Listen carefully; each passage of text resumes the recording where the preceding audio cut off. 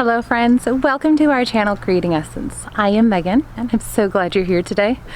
It is a gorgeous day in the first week of March. It's about 65 and very sunny, blue skies.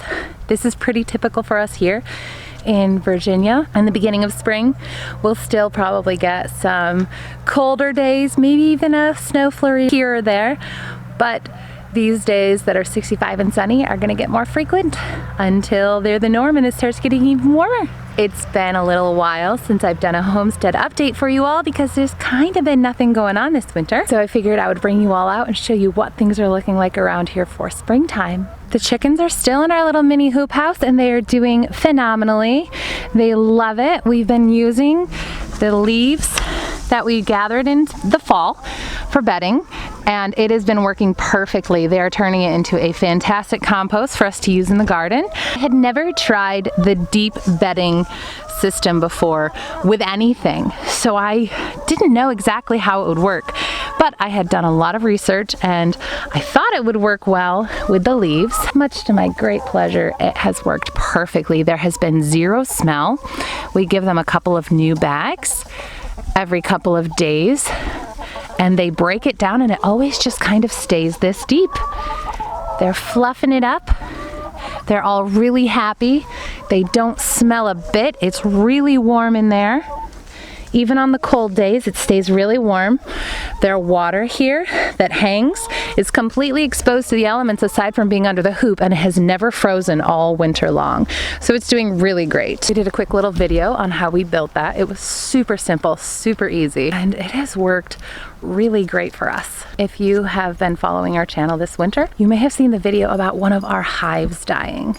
Our Betty Davis hive sadly starved to death. And I actually found this was not uncommon in our region this year. We had a super mild winter. My thinking was that they're so active, they're going in and out more, they're gathering so much, you know, they're doing great. But in reality, what I found out, what my beekeeping mentors, who actually they themselves lost quite a few hives this year for the same issue, is that they actually, considering how mild the winter was, probably needed more food and needed more feeding. So sadly, Betty Davis hive is no longer with us, but the salt and pepper hive is doing amazingly. After we lost the Betty Davis hive, I went to one of my local beekeeping supply places and got some pollen cakes and have been feeding them sugar syrup because it's not nearly cold enough for it to freeze this time of year. And I've been keeping them supplied in pollen cakes and sugar, and now they're going in and out and getting so much pollen, as you can see, and they are such happy bees.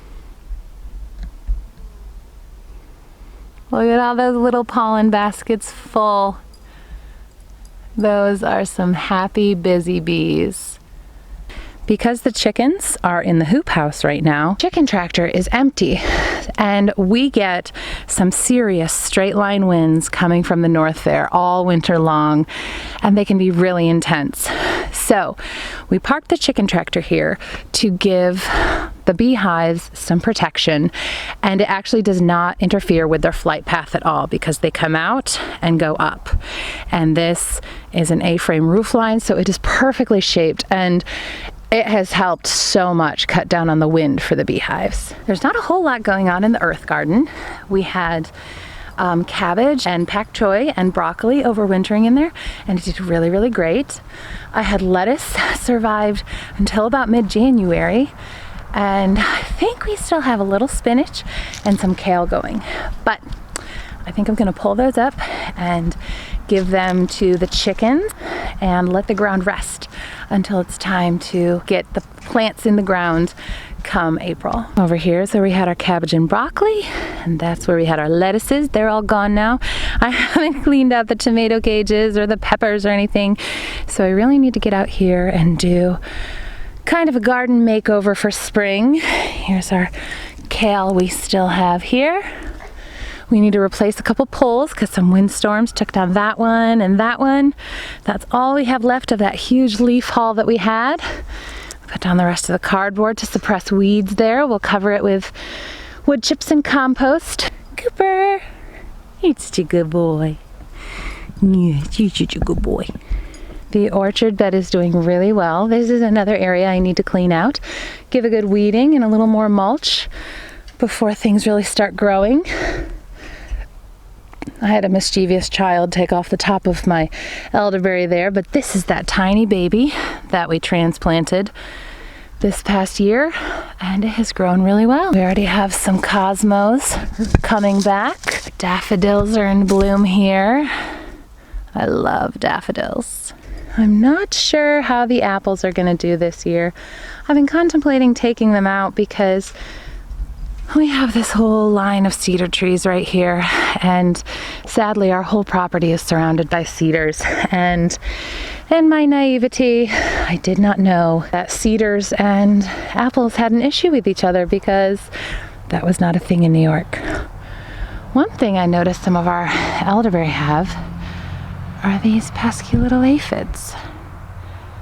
They just coat some of the little branch tops. So I'm gonna need to get out here and spray some organic aphid magic on them. I can't believe that these plants are only 3 years old. They are huge and propagating so well. We have garlic chives coming up here. More daffodils. This is another apple tree. This one has more buds than the other one did. So maybe we'll get a little life out of it. And another elderberry. And look at these peach blossoms. They're beautiful. They are so ready to just burst forth. I'm so excited. The tree is just covered with them.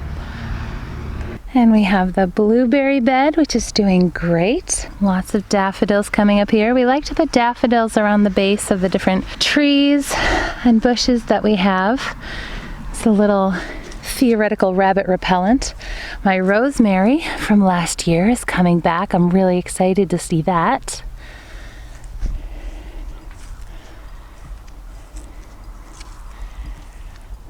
In here, we had a little problem with cats digging. As you can see, they displaced a whole lot of wood chips there. And I think they may have done in this blueberry plant. But my thyme right here is coming back from last year, and I expect to see my bulbs in here coming up anytime now. Asher's lilac has plenty of leaf buds coming out, and honestly I'm not sure how any of the blueberries in here will do, the ones we planted this last year, because they kind of don't look great right now, every single one of them. But my sage overwintered well and is coming back already. So is my oregano here. Already plenty of fresh stuff down here. And this sage plant here is pretty covered already. But all of my blueberries kind of look like this. They look pretty dry. I know they can look pretty dormant for a while, but they look dry. They don't look green, and that worries me. The raised beds here are a little bit of a sorry state. This one, and this one are all strawberries. This one was garlic last spring, but I did nothing in it for the fall, so it needs to be weeded, as do all the strawberries. This one we grew beets in all winter long. This one we grew carrots in all winter long, and there are actually still some carrots coming up right there. But I need to get them all kind of cleaned out so they can grow some spring crops. The raspberry beds are doing really well. They're getting really tall. The canes are getting really tall, and a lot of them already have beautiful green leaves coming out. Like this one right here. This one propagated wildly. It's crazy to me how that was one little cane in the center to start, and in less than a year has grown all those new canes. Our lilac over here is doing great and has tons of buds. These red raspberry canes are getting covered in leaves again, but we've never gotten fruit from them, so I'm not really sure what we're going to do. Our trellises here and here were taken out by a windstorm recently, so we need to get those back up. Thankfully, those ones are unharmed. The bee garden has settled really nicely over the winter.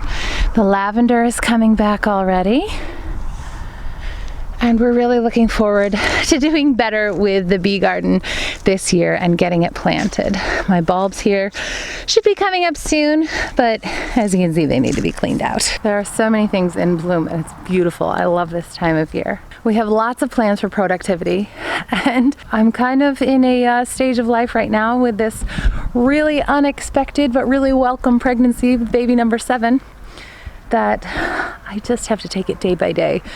To-do lists right now do not have a place. I just have to get up every day and do my best for that day. And then I have to listen to my body and get rest when I need it to. Thank you all so much for hanging out with us today. Let me know how things are shaping up and blossoming where you are. I know my friends up in Minnesota won't be seeing any blossoms for at least a month or two still, but let me know what's going on where you are. We'll see you again soon.